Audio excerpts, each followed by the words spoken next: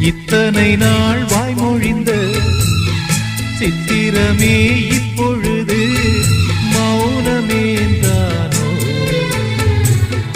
மின்னலென மின்னிவிட்டு கண்மறைவாய் சென்று விட்ட மாயம் நீதானோ? உன்னால் வந்த காதல் உன்னால் தானே வாழும். என்னை நீங்கி போனார் உன்னை சேரும் பாவம். எனக்கொரு அடைக்கலம் வழங்குமோ உன் இதயமே? அன்பேவா அருகிலே என் வாசல் வழியிலே உல்லாச மாளிகை